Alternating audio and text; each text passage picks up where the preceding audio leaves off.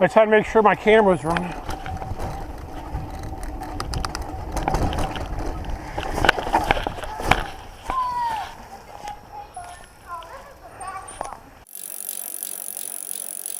Before we get this here video started, I wanted to talk about this shirt from a couple episodes ago.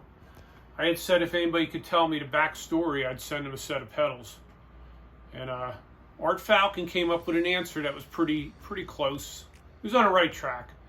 Thing is, this is the story that I was told when I got this shirt. So I was told Jim Pomeroy back in the late 70s was having so much problems with his Bultaco race bikes, trying to keep up with the Japanese bikes, he started having transmission problems. And the Bultaco factory did nothing to fix the problems. And he got frustrated and made these shirts up. All right, so there'll be a picture up here or over here, wherever it's able to be, of the real logo. And you'll notice this one got the thumbs down, and it says Buljunko Cemento. The other one says CE Moto, which is just part of the name as far as I could tell, but we all know what Cemento is. It's not a good thing when you're talking about motocross bikes, right? So I sent Art Falcon a set of Zacro pedals, and you could also visit his channel. He has a mountain bike channel, so go look up Art Falcon. All right, back to our video. So we're back working on my son's Iron Horse today, and you may remember we put the Microshift Acolyte derailleur on there. He really likes it. It's a big improvement over the Shimano Tourney that was on there. But now I think we're going to step it up a little bit with some different gear ratios.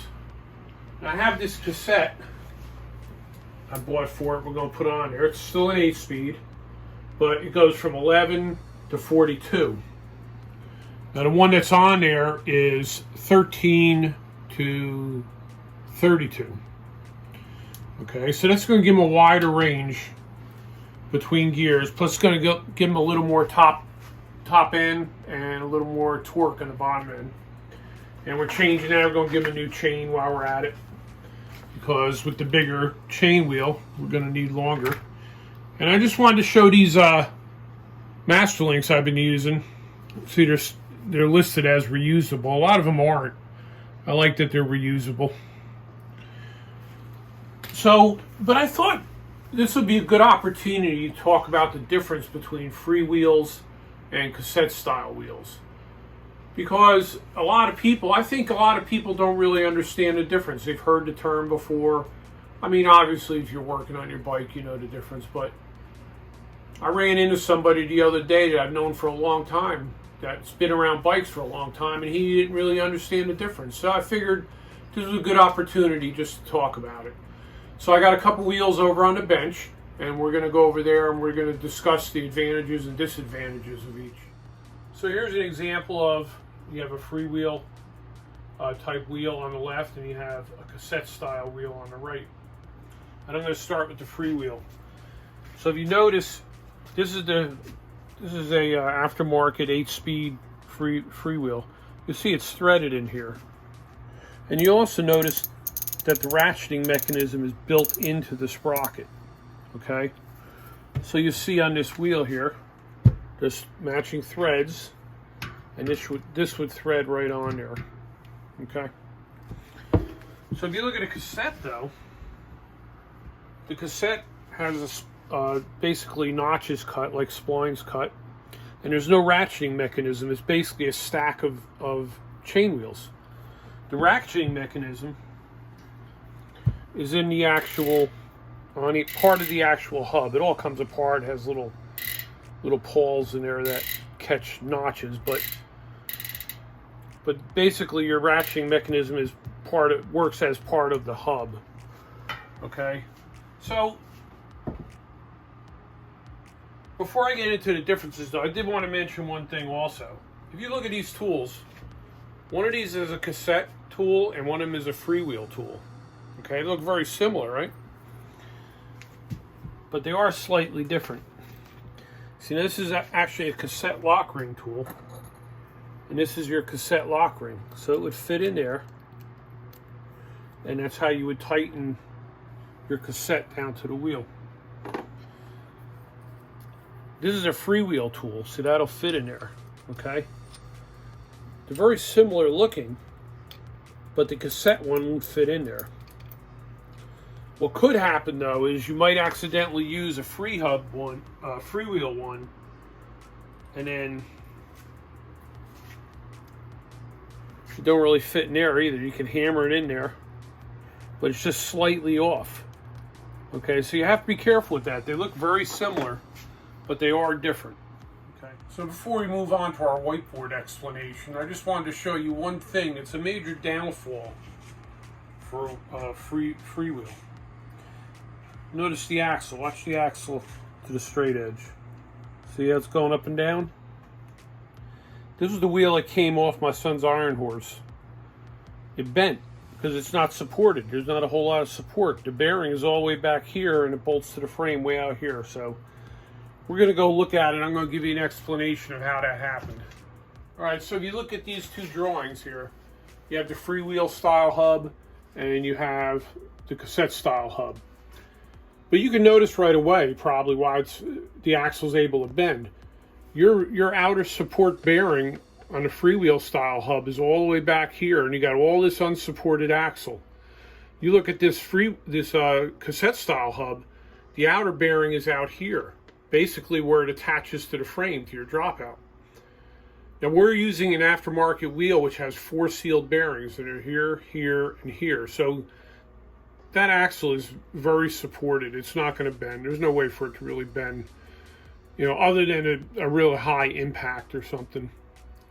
Another thing to remember with most freewheels is they're usually, the 7-speed freewheels are 126 millimeters. So to put that 8-speed freewheel on there, I had to use shims and spacers to make it clear the frame. So it's just something to keep in mind. But the main thing is the strength. You just don't have the strength. Even the original older style Shimano hubs, when they were ball bearing, they were still supported at the ends. They only had 2, but they were at the very end. So they were way stronger than a freewheel style hub. And I think that's the big advantage, really, is the strength and the gear ratio selection, the different chain wheels you can get. So now we're going to get back to actually working on the bike.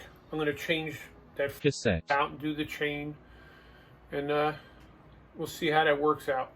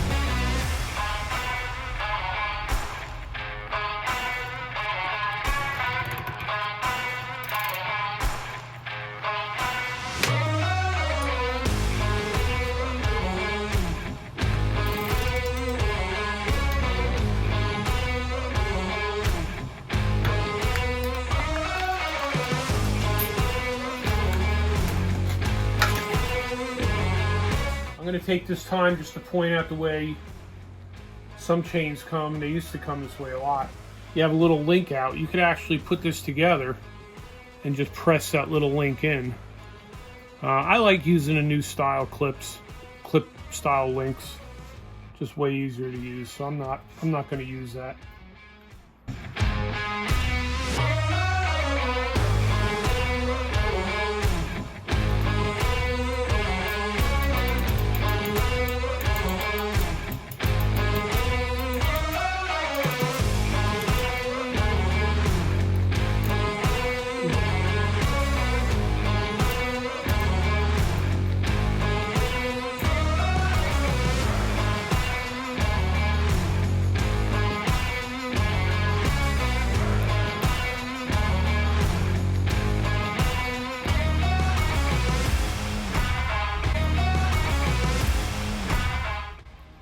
So I've shown this a few times before, sizing the chain. You basically put it on the biggest chain wheel in the back, bring it around, line it up, and then you count 4 extra links. So 1, 2, 3, 4.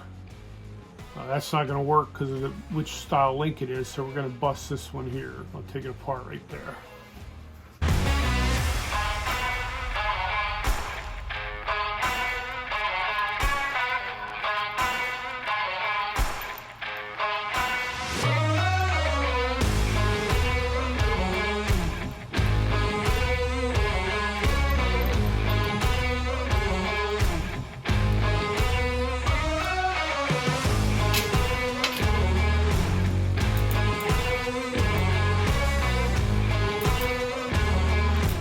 So you can see I've threaded it through there wrong. Look at it, I went under that stop. I realized it before I put the master link on. So these derailleurs are different. Some of them have little stops on them and stuff. You gotta be careful when you're running your chain through. You go around any little pieces of metal you got in the way.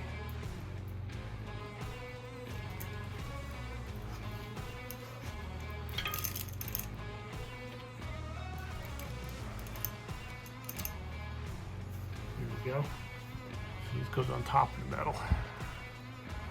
Something to watch out for. They're all a little bit different, so you just gotta watch, make sure it's not rubbing on nothing when you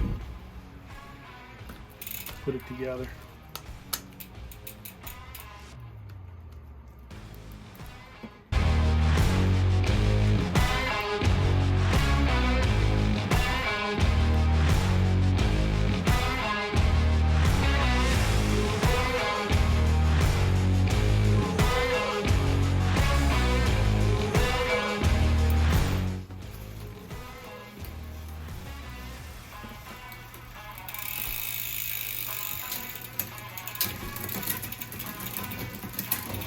That's a little off.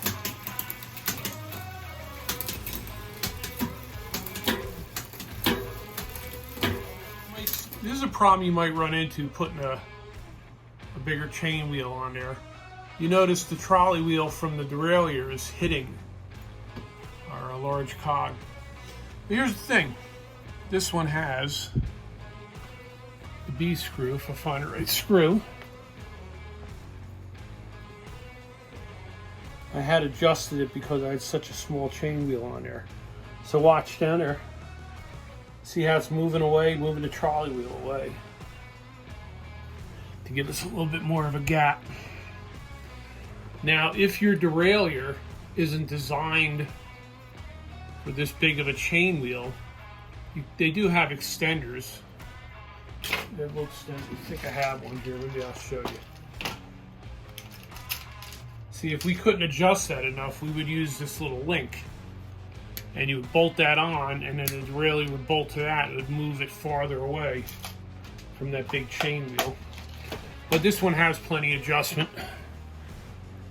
All right, let me try the gears now.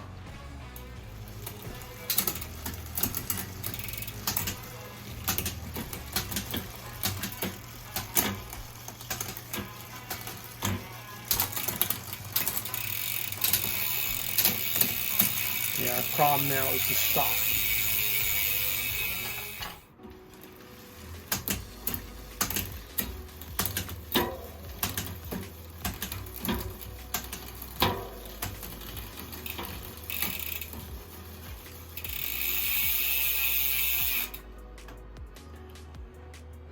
All right. Still probably have a little bit of fine tuning to do on that, but it's going to work pretty good. So I hope you learned something, or at least enjoyed the video if you already knew. But we'll be back next time with some more projects.